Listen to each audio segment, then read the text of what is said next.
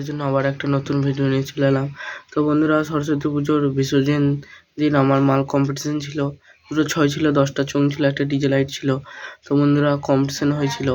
তো ভিডিওটা দেখতে থাকো। ভিডিওটা ভালো লাগলে লাইক সাবস্ক্রাইব করুন, পাশে থাকবেন। তো ভিডিওটা দেখতে থাকো।